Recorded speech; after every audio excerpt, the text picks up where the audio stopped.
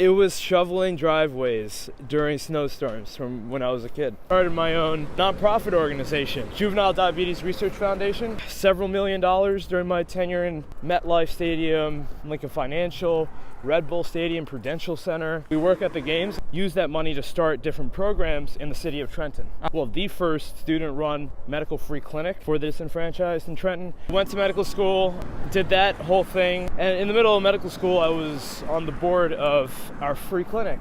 Had to drive a pregnant lady to the hospital. Hopefully she didn't get an Uber pool. That would have been crazy. No, she got an Uber X. Started driving for Lyft as well. Or increases your chances of getting rides by driving for as many companies as possible. Everybody knows that drivers drive for more than one company at the same time. Sometimes they'll get rides from one, but not the other. But at the other time, some of the other times you'll be getting rides from the other one, but not, Do you think first one. So once you accept a ride, say for Uber, you now have to turn off Lyft. You cannot do a ride for Uber and Lyft at the same time. That I accepted an Uber ride, now I need to go in and trying to find Lyft and turn it off. While you're driving the car. While I'm driving While the you're car. looking at GPS. Yep, all at the same time.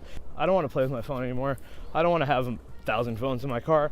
How do I do that? Partnering with a software development company, showing that our technology works. Alpha testing was people that were close to me that I knew that were drivers. App to market in December. Yeah, it's been growing very, very fast, like 56% week over week. Also advertise at major driver centers. Your office is literally in the building where, so Uber, Lyft all have these offices. The business model went into place when we brought the app to market. 2,500 people using it, 14-day free trial, but people are converting every day. Right. All over the country. People literally in California, Texas, North Dakota, North Carolina, trying to spread it by word of mouth now.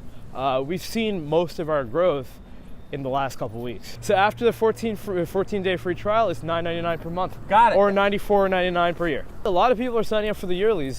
That's huge. That's huge. I would say about 35% of people are doing the yearlies. Friends and family around, along with myself, Grubhub, DoorDash. They want the food delivery applications. When you're starting your seed round, it's difficult. We're in due diligence with the fund here in New York City. They see the hockey stick of our growth, but they want to see more before they. Well, they want a bigger hockey stick. They want a bigger hockey stick. Customer acquisition cost is about $15. 30 to 40% of our users are coming from word of mouth. What gets measured gets managed. So we can't manage the word of mouth, although it's doing really, really well. And 3, we work. We work smoothly, we just work. It's also about the team that, supports the application, creates the application. We have a dedicated team full of incredibly smart individuals. Might have actually found a way to bring it to iOS. 65% of drivers around the country use Android. 1, by constantly innovating the application, ensuring that we're at the top of technology, at the forefront of technology, offering the best experience.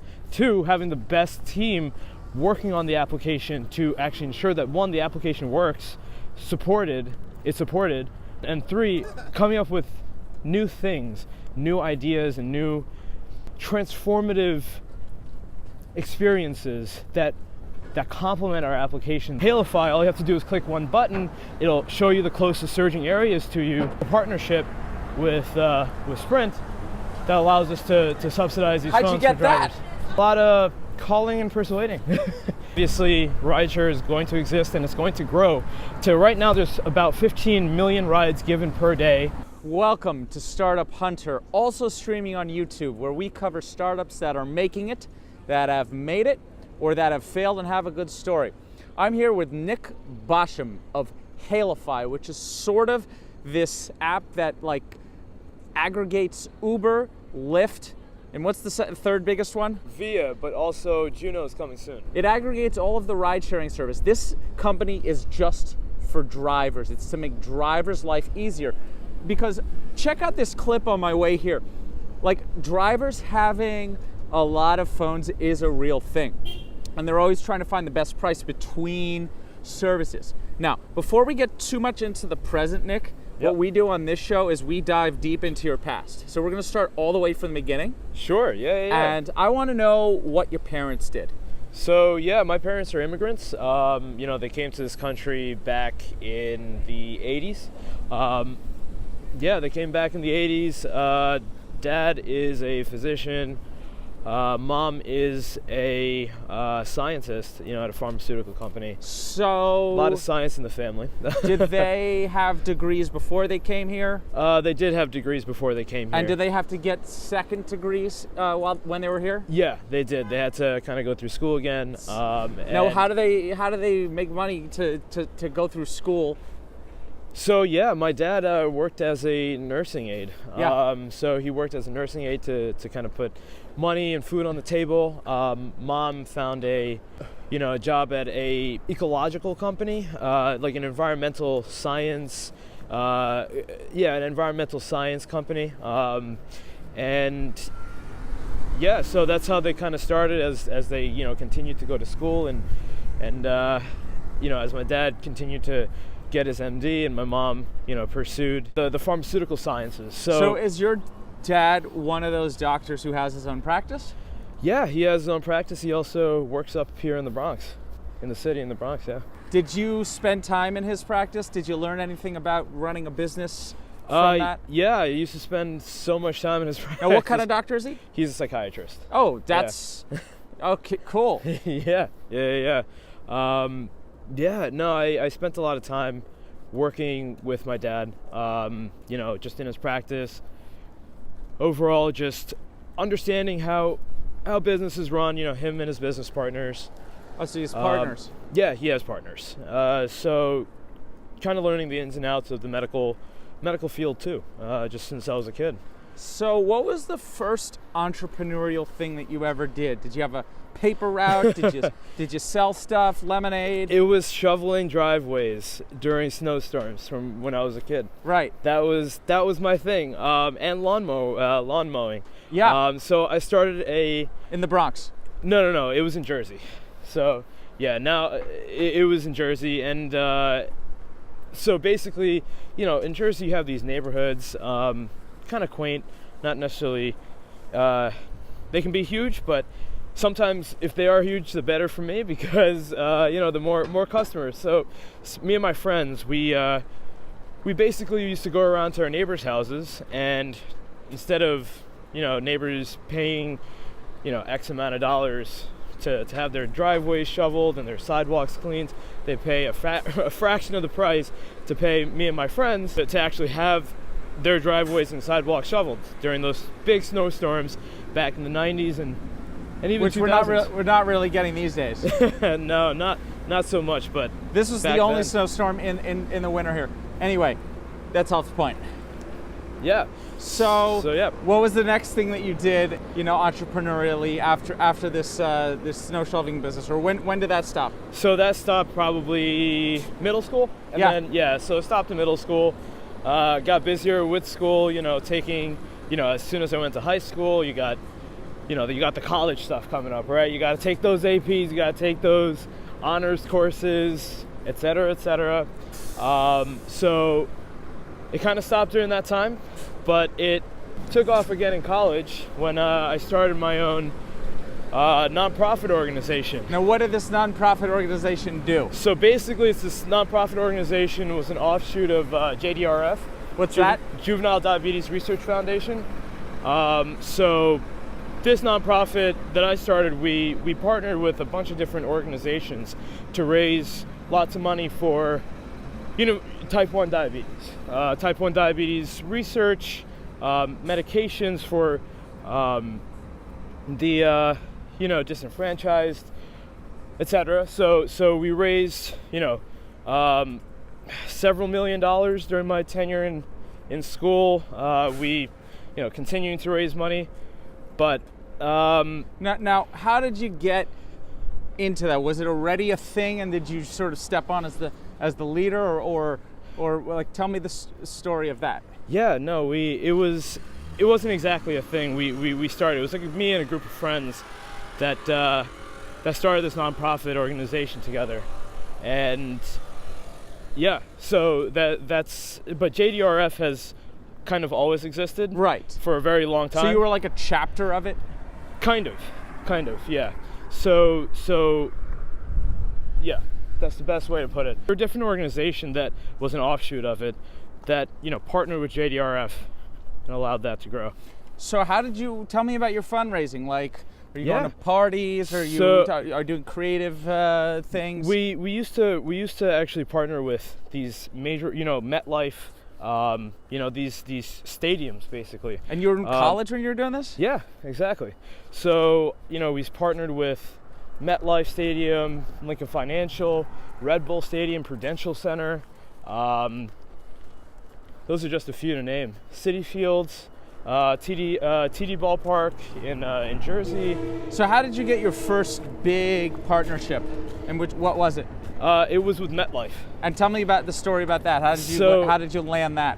Yeah, because you're this college kid. Yeah. Right. How do you even do that? That's a really good question. So I just basically sent out a bunch of emails, lots of calls, day after day, and for some reason, I found someone that, they said they were like a partnership director or, a nonprofit alliance person. I don't know the exact title, but they were in charge of forging partnerships with nonprofits. So MetLife, they gave me a call back, and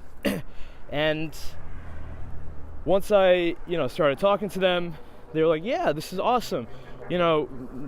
They've heard of JDRF before. Let me come on as a partner. They were just they're just giving you money.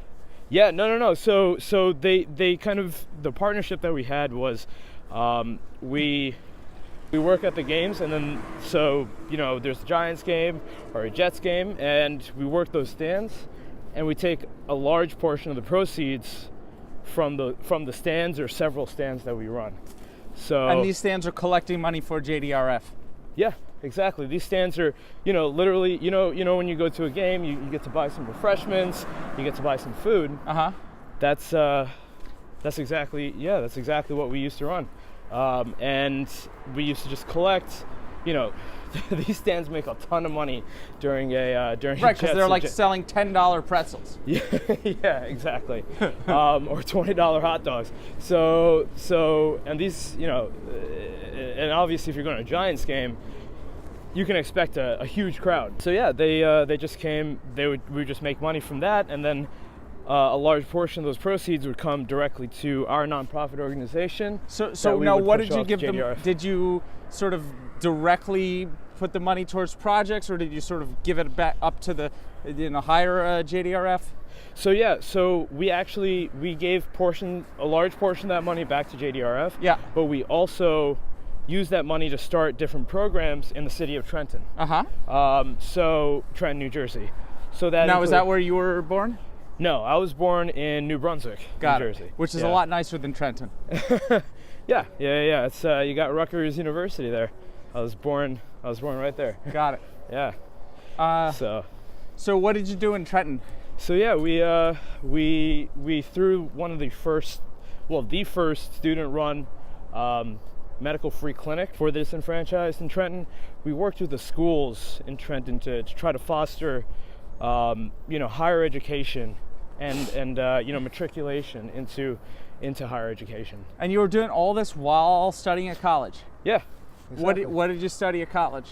I was a bio pre-med major and psychology minor. Okay. Yeah. So you graduate, and are you still doing the JDRF nonprofit?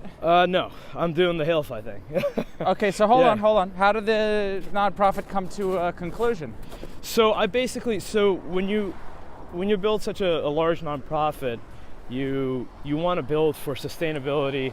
So I stepped down as the leader there because I was leaving school. We had elections for the new executive board, and we passed the torch onto the next crew of leadership.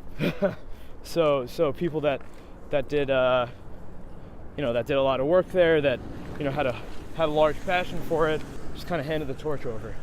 What did you do when you were free from that? You were out of school. Did you take any jobs? No, I went to medical school. Got it. Yeah. For how many years? 4. So you're like, I'm gonna be a doctor, just like my dad. Yeah. So went to medical school. did that whole thing. And in the middle of medical school, I was on the board of our free clinic. It's one of the largest funded free clinics in the country. No, in the Bronx. Got it. So you're helping people out for free. Yeah, pretty much. Those that can't afford healthcare. What's the name of that clinic? Echo Free Clinic. Okay. So yeah, so I was on the board for that. Then after that, that's when the whole Hailify idea, etc., really came to fruition. Okay, so while you're still in medical school? The idea of Hailify, yes, came together during my time in medical school. The struggle that Hailify solves is something that I've been experiencing since I was in college. Now, were you driving as a rideshare driver in college? Yeah. So were you like day one on Uber? I wasn't day one on Uber, but I would drive from time to time when I was in college. So talk about that. Like being a driver, is it safe? Do you have any crazy taxi driver stories? Nothing too crazy. It is totally safe. Obviously, you want to try to maybe stay away from very dangerous areas, say like, certain parts of Trenton or certain parts of Newark, New Jersey. Sure. You have to be kind of careful so that you don't end up carjacked or worse. So there was that, but the coolest thing about being an Uber driver or like a Lyft or Via or a rideshare driver is the people that you meet. Really, honestly, you meet a whole breadth of people, a whole slew of different ethnicities and life stories, and it's pretty incredible. Yeah. The craziest story, trying to think back. Okay, I once drove a taxi, and I had like a really. This is before Uber existed. Okay. Like 15 years ago. Anyway, it's not about me. Go ahead. No. I mean, happy to hear about it. Just this person was like hopped up on like Xanax and alcohol, and like I had to physically like carry them to their door with one arm over, and then like knock on the door to make sure they got in. Yeah, that's crazy. Definitely had my fair share. Very drunk or high people in my car. You have crazier. One person actually is had to drive a pregnant lady to the hospital. Yeah, so you actually that's cool. That happened. And that she didn't give birth in the car. No. That did not give birth in the car, but was due that day. Yeah. And was contracting. Hopefully she didn't get an Uber pool. That would have been crazy. No, she got an Uber X. Her and her husband, luckily. That would have been interesting. I don't know. I would have probably told, it's fine. I'll just, cut the next one. Just go. Right. But yeah, that was probably the most interesting. All right. So experience. you're a car share driver. So we've only spoken about Uber. What made you want to, or did you start doing Lyft as well? Yeah, I started driving for Lyft as well. Okay, yeah. So talk about, why what did you start on? So I started with Uber and Lyft at the same time. In parallel? Yeah. Okay. Yeah, no, because, you want to increase the number of rides that you're getting, or increases your chances of getting rides by driving for as many companies as possible. Now these companies are in competition with each other. Yeah. And do they want drivers like being loyal to them or? Yeah, that's a good question. They probably do, but it's something that's kind of understood that drivers are there to, drive, make money, and everybody knows that drivers drive for more than one company at the same time. Yeah. That's not only in New York City. If you go to New York City, you're going to one out of every two people, if not less, like 1 out of every 1.2 people, drive for more than one company in New York City. Yeah. So yeah, that's something that they kind of understand in general. Yeah. And yeah, so they're not necessarily opposed to it. They might have been a long time ago, but now it's kind of understood. So talk about, you drove Uber and Lyft at the same time. What did you feel were the benefits? And you don't have to name a company, but like, what do you feel were like the benefits of driving for both as opposed to just Like me personally, I'd be just, if I did that, I would just like stick with one. Yeah. And I'd be like, I don't have the time. It's, you know? Yeah. Like, I don't have the time to micromanage, you know. But like, tell me what are some of the differences you felt. Yeah. You know, some of the things you're like, oh, company A has, you know, a lot more business, or company B has, you know, better deals, or, you know, talk about some of the differences. Right. One of the things about that, yeah, it's definitely beneficial to drive for both, because you're going to get rides from both of them. You know, sometimes you'll get rides from one, but not the other. But at the other time, some of the other times you'll be getting rides from the other one, but not, you know, do you the think first they're one. playing favorite with, like, or do you think they have some algorithm where you know, they try to like spread the rides around as much, or like, yeah, even if there are rides, you're not going to get them? Yeah, there are algorithms that they have to service a bunch of drivers in whatever area is, you know, whatever area you're servicing. So they definitely do spread rides around as much as possible. That's the general algorithm. Yeah, not exactly sure what the algorithm is, but yeah, that's the general premise. So talk a little bit more though about what it's like to drive for both companies, and like,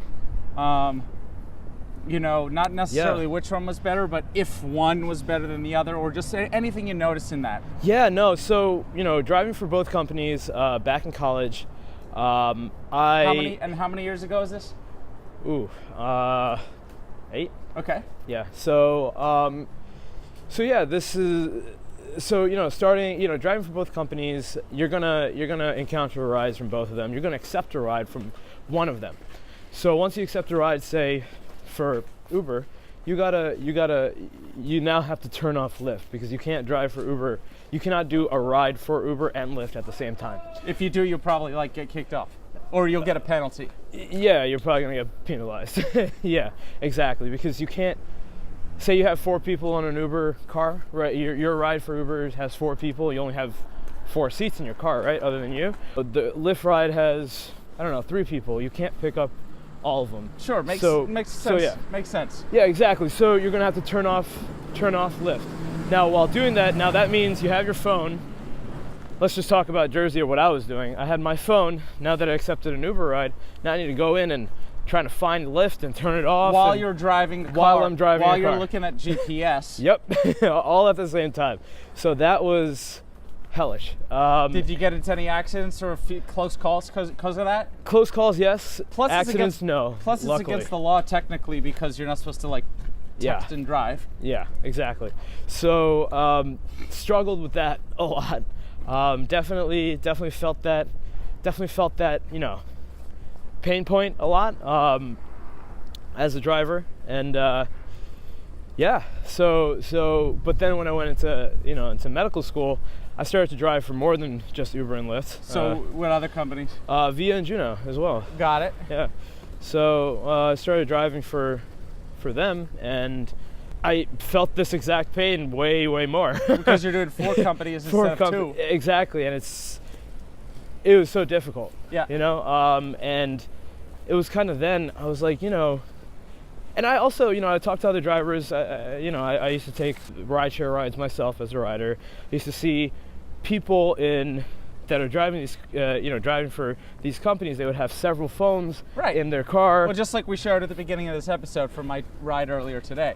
Yeah, so several phones in the car, or they have one phone and they're constantly flipping through their applications because, again, New York City, there's so many different ride-sharing companies, and these drivers drive for a bunch of them, if not all of them at the same time. Yeah, but still, there's really like the big 3 or 4. Yeah, exactly. So you know, so I was driving for this, and then the idea just kind of sparked, and you know, then I started doing research into how do I solve this issue. I don't want to play with my phone anymore. I don't want to have 1,000 phones in my car. How do I do that? Yeah. And that's where Hailify was kind of born. So talk about what did you do about it? Like the first, you know, steps you took. Yeah. So some of the first steps included, you know, researching, you know, technologies, then partnering with, a software development company to develop the application. So did that go as expected? Were there any problems partnering with them? No, not at all. that went exactly as expected. It was awesome working with them. So, how much do they charge you? Or are they still partners with you? They, we work with them as in we're eternally grateful. We have like an ongoing relationship. But since then, they helped us build the MVP. They helped us with the alpha testing, beta testing. Now, how long did that take? That's a good question. So building the MVP and actually getting the proof of concept down, showing that our technology works, that took like 6 to 7 months. Now, when was this? When was the MVP? This was the MVP was done end of June, early July of 2018. Okay, so Yeah. about a year ago. Yeah. Do you feel like they charged you an arm and a leg, or? No. It wasn't that. So they didn't charge an arm and a leg, but they did a great job with price. It was kind of expected, especially with cutting edge technology that we use. And they didn't take a piece of the company. No. Got it. They didn't. It really doesn't matter how you do it, as long as you get it done. Lots of people on here learned how to code. Why didn't you want to learn how to code yourself? You didn't? I'm learning how to code. Yeah. Yeah. So exactly that. I want to learn how to code, or I am learning how to code for Android. That's my first project. Right. Really learning how to code for Android. And by the way, Hailify is only available on Android. Yeah. Exactly. I don't know if it's going to be possible on iOS, but It might be possible. I hope actually. you prove me wrong. It actually might be possible. We're toying with some technologies right now that might make it possible on iOS. So let's get back to the MVP. So you get the MVP launched, and you're just using it for yourself personally? The MVP was myself only. Alpha testing was people that were close to me that I knew that were drivers, friends of mine, and then that was the alpha testing, internal testing. And then beta testing, literally getting the app in drivers across the tri-state in their hands to literally take on the road. How did you do that? I literally got into cars, ordered a couple Ubers, so you or Lyfts or whatever. So that's great marketing, organic. They could have easily said, not interested, I don't really care. They jumped at the opportunity. Yeah. Yeah, so it was like 100% success rate. And did you have a business model from day one? For beta testing, no. We were trying for beta testing at to refine the app some more. We didn't charge or anything like that, but we did have a business model that we wanted to employ, that we wanted to put in once we actually brought it to market fully. Okay, so talk about when the first time you charged was, or talk about the growth of. So you're signing up riders individually. Yeah. Now, did it start spreading on its own? So we brought the app to market in December, like end of December-ish, after a ton of beta testing, perfecting the application. And there's a lot of ice here. Yeah. It's a lot of time doing that, perfecting the application. We wanted to make sure that the application worked as it was advertised and that it just worked properly. Exactly that. So we spent some time doing that, and then once we brought it to market, we started to do more than just get on the streets and take Uber rides. We needed a way to scale that. So we run advertisements. We partnered with some companies in the city, and it's been growing very, very fast, at like 56% week over week. It's pretty crazy. It's pretty crazy. So, what are they doing? Facebook advertising, Instagram advertising, or? Yeah, social media advertising. We also advertise at, major driver centers.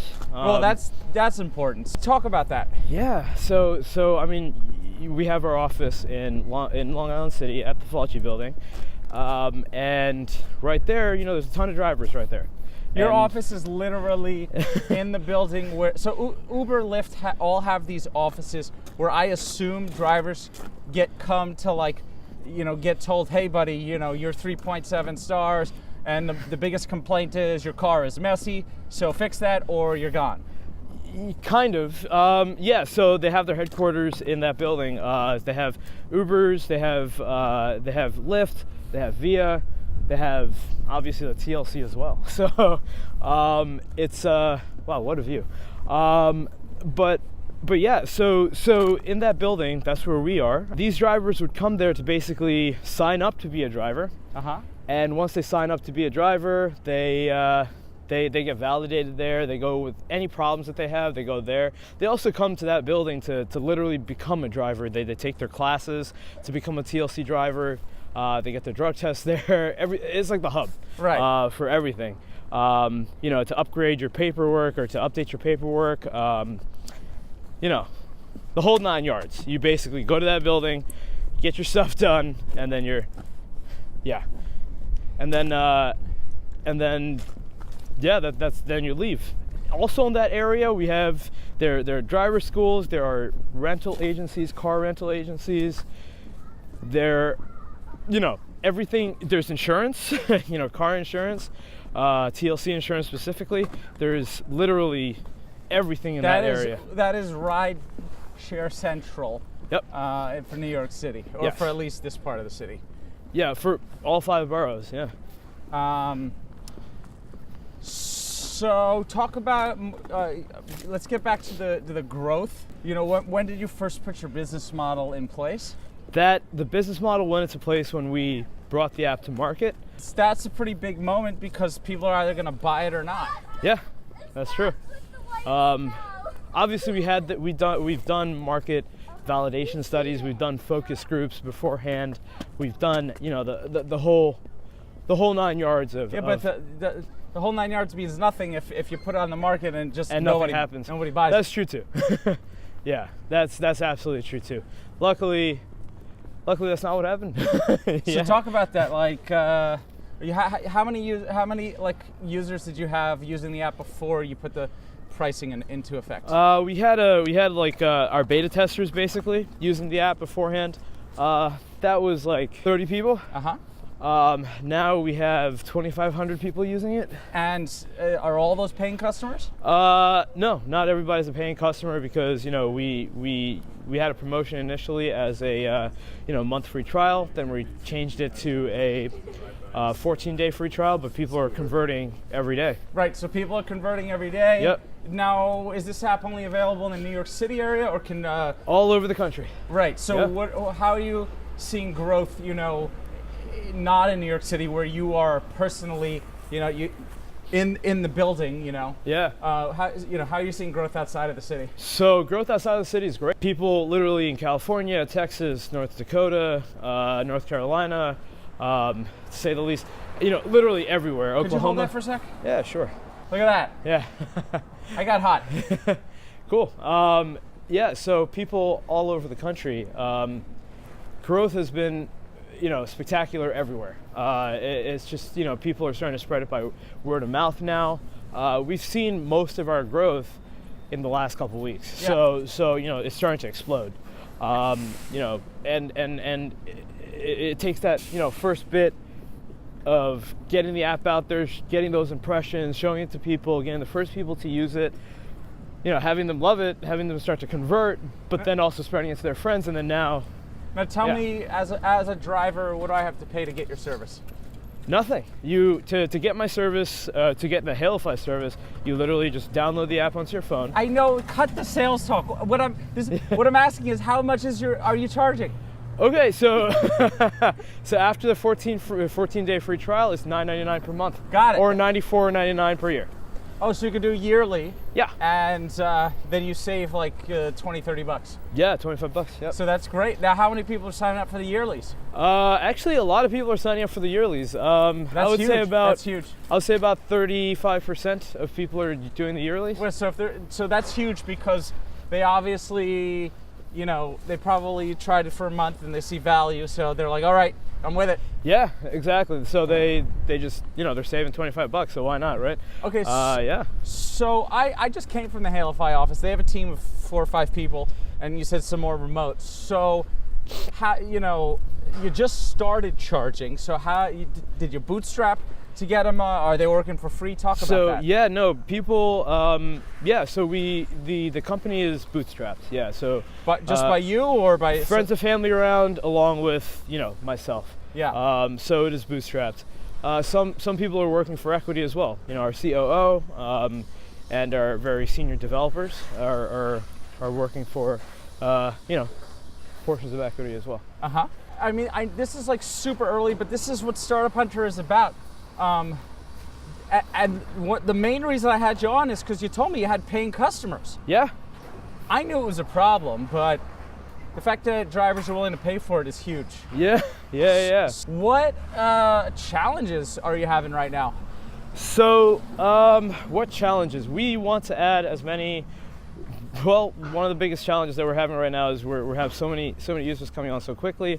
They want more applications integrated into our platform, Such as Grubhub, DoorDash. They want the food delivery applications. Because these people, they might drive Uber, but they also might drive Uber Eats. Are you integrated with Uber Eats? No, we're not integrated with Uber Eats, but that's actually coming very, very soon. So, but that's a lot of tech development. We're getting a ton of growth, and they want more. And for that exact reason, we're trying to satisfy those demands with our team, and obviously we're working as fast and as much as possible. But yeah, that's a good problem to have, I guess. Do you said you're fundraising? Yeah. So talk about that. What do you think you need the money for? So yeah, our fundraising right now, that's going to go to, expanding the app even more, to more paying customers, securing more monthly revenue. Then also that's going to go to actually hiring a support staff along with a designer and more tech development along with growth. That's where our money's going to go to, growth and increased development as well. And talk about, venture capital. Talk about the process. Like, are you getting yeses? Are you getting nos? Are you getting maybes? Yeah, we're getting. What kind of questions are they asking you? Yeah, no, that's a great question. So we're getting. So when you're starting your seed round, it's difficult. Like it's hard to raise money. You do have revenue. Yes. And you're growing. Yes. So that's sort of like, why can't you just go, look, I've got revenue, I'm growing. I'm not some pre-revenue company with a pie in the sky idea. Like, I got real numbers. What's the deal? Yeah, exactly. That's exactly it. It's confusing. Sometimes it's really hard to read investors because they say yes. We are in due diligence with the fund here in New York City. That's. Now, would you take them as the only part of the round? Or they're looking to lead the round. Yeah. So they're not going to be the only ones, but they're looking to lead the round. So we are in due diligence with them. We've gotten no's. Don't even get me wrong. We've gotten no's. Why do they say no? Honestly, I don't know. Did ones give an explanation? They do give an explanation, but they don't. It doesn't make sense. All right. So talk this out with me, because sometimes. Yeah. A no, yesterday doesn't mean no in 6 weeks, or a no in, so talk about some of the reasons that they gave, and let's talk this out. So yeah, some people are saying that, it doesn't fit our industry, which makes sense. Some firms or angels or they don't necessarily, they're not experienced in the rideshare or in the rideshare industry. Right. So that means you're probably just not finding the right investors in that case. That's only a few of them. Some of them they say the others want more growth. Yeah. They so say, what okay. do you have to say to that? Like, Yeah. No, we say absolutely. We're growing at a 56% week over week growth. They say no, that's great. People love that. Firms love that. We show our numbers. Yeah. So they see the hockey stick of our growth, but they want to see more before they. Well, they want a bigger hockey stick. They want a bigger hockey stick. It kind of makes sense that they want a bigger hockey stick, but that's why raising a seed round is so difficult. Some people want more. Some people aren't in the. Some people don't understand rideshare. Some people, yeah. So it's kind of like that. Now, what's your customer acquisition cost? Our customer acquisition cost is about $15 per, to get a paying user. Right. Yeah. So our cost per install though is it's pretty low. Yeah. It's like $1 80 cents, 60 cents. Cool. Yeah. And you what do you base that cost on? Just social media advertising? Social media advertising. It's hard to measure word of mouth because I would say about 30 to 40% of our users are coming from word of mouth. That is immeasurable. But those that we can measure, it's the really famous quote: what gets measured gets managed. So we can't manage the word of mouth, although it's doing really, really well, which is great. But that's why we have the numbers for the manageable number, for those numbers that are coming from our marketing channels. Now let's talk competition. Are you the first company that's ever done this? Well, we are patent pending. So the technology behind it actually, I think, came first from us. But there are some competitors out there. And are they executing better than you? No, I don't think so. Those competitors left a really bad taste in people's mouths. And so did these competitors exist long enough that you tried them and then you based Hailify off of that experience? I built Hailify. I knew about the competitors. I tried the competitors while building Hailify. And they didn't offer the same kind of stuff that we offered, but later on they offered it. And of course, we wanted to be different. We wanted to be better than what the competition offers. So yeah, of course I used them. I tried it, had a terrible experience, but learned from that experience to make the best product possible for drivers such as myself and others. So what's the biggest reason why a driver should use Hailify? Well, we integrate with the biggest apps in the country, driver apps in the country. That's one, more than the other competitors do. Two, we have a whole slew of features that we offer, being able to customize how you drive. And three, we work. we work smoothly. We just work. That was the biggest thing that people haven't figured out the technology otherwise, and it just didn't work properly. But right. That's something that we've owned, and we've really figured out how to optimize and work. Now, for drivers. Do the other competitive apps have funding behind them? Yeah, they did have funding behind them, and did that funding dry up? That's a good question. I would, with the kind of funding that they have, I would assume that they would do more. Yeah. But they're not, and not really sure why. But that's to them, and that's up to them whatever they do with it. But yeah, they did get funding, and the kind of growth that we're seeing is, insane compared it's probably to because your thing just works. Yeah, that's probably why. And that's so you didn't invent the idea, but you did it the best, or you. The idea behind it actually was kind of we are patent pending. Yeah. With the technology behind it. The technology that we've created has we actually created first, but yeah, whoops, my bad. Yeah. Thank you for saving me there. I think it's because I think that guy ran a yellow light, by the way. Yeah, I think so too, because this was about I think it might have been a red also. Not really sure, because that changed in just a second. So brought it to market faster because they had the funding behind them. So, but the actual technology we created first. Yeah. Yeah. The risk with patents is you just spend all your money fighting the patents, and you need a lot of money to do that. And actually, the meetup that I met you, yeah, remember it was all about a patent thing. Oh yeah. And then one of the investors, big time investor. Yeah.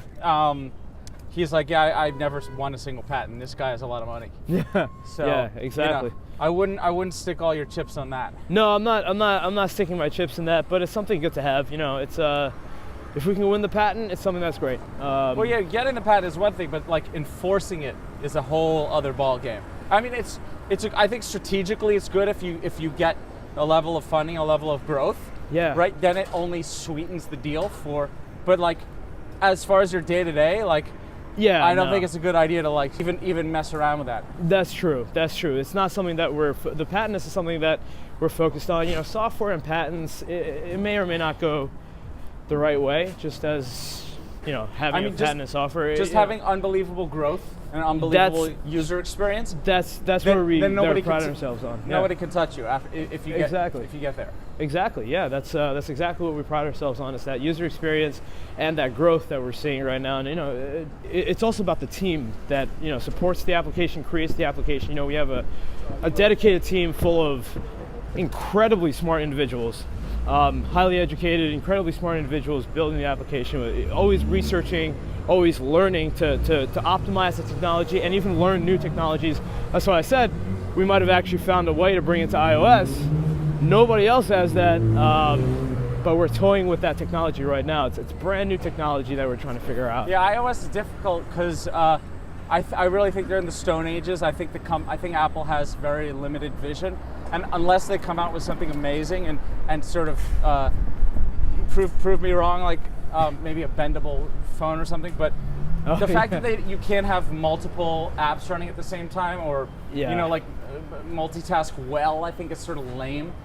It comes. That's totally true. About like the technology of Apple, it's not the technology of Apple. They refine technology really well. Although they have created technologies, but I think the phone itself is just the technology isn't as open as Android is. Yeah. Yeah. I just think that Steve Jobs is gone. It's just it's a limited vision. It's a huge loss, for sure. A true visionary. But Google Pixel 1, Android. Pixel 1 was a big deal because before Android was really naive and stupid, in my opinion. Yeah. They weren't controlling the vertical of the ecosystem. They were leaving it to others to hopefully get it right instead of just getting it right themselves. They always had the resources to do it. Yeah. So once they came out with Pixel 1, I was super excited about that. Yeah, exactly. That was huge. Yeah. And even seeing Android now take off, it is the largest used mobile operating system in the country, in the world. And that's... Now, what percentage of drivers use Android as opposed to iPhone? That's a really good question. 65% of drivers around the country use Android. Well, it makes a lot of sense because let's face it, if you're driving a car, whether you're a student, whether you're a young person, or whether that's the best job you can get, it makes a lot of sense that maybe that would trend Android. Yeah, exactly. Whereas iPhone's a little higher market. Maybe it's not even important for you to have an iPhone app. Yeah, maybe. I mean, we can do very well without an iPhone app. Obviously, we want to place it in as many drivers or in as many users' hands as possible, though. Yeah. So maybe not. Maybe we. So for that reason, if we can create the iPhone app, we're definitely going to do it. Sure. I mean, 35% of the market. If it was only 20, that's 100% at that point, right? If it was only 20%, I'd say don't waste your money. But since the percentage is significant, it's sort of worth it if you can do it. Yeah, exactly. That's the technology we're toying with. Hopefully we build that proof of concept and it works and we can do it. Yeah. All right. So how are you going to ensure that you're successful? So, big picture. Yeah, so the way that we're going to ensure that we're successful is, one, by constantly innovating the application, ensuring that we're at the top of technology, at the forefront of technology, offering the best experience. Two, having the best team working on the application to actually ensure that, one, the application works, it's supported, and three, it's just and three, coming up with new things, new ideas, and new transformative experiences that complement our application. You were talking about that surge pricing. Can you talk about that? Yeah, we're building right now into our application a heat map, sort of like a high demand indicator or a high demand generator that when you click one button, it'll populate in your area or closest to you. How do you do that? Because you don't have all the data that Uber or Lyft has. Well, there's a lot of data in the world. There's a ton of, there are petabytes of data in the world, and that's all public. So we use that, Also, surging areas and surging prices, that's kind of readily available for people as well. That's something that they don't really hang on to so tightly at any given time. So they're pretty open about showing it to people and whatnot. But creating something that is so easy for drivers or so easy for users to literally, when you're in Hailify, all you have to do is click one button. It'll show you the closest surging areas to you. You pick which one you want to go to, or we tell you this is the closest one, and it will just literally generate a map view and the driver view to actually take you on Google Maps or Waze directly to that spot where you can increase the number of rides you're getting, because maybe you're in a ride barren area, but maybe you can go to a very ride rich area that's close to you where you just don't know that's there. Hailify, making you rich, one drive at a time, one ride at a time. Yeah. Exactly. So you talk about customer support, like, do you want to be doing in-person support or just app support, like email support? Yeah, we can, we always have our office that customers do come into. They talk to us about the app. They, want to learn about the newest things that we're offering.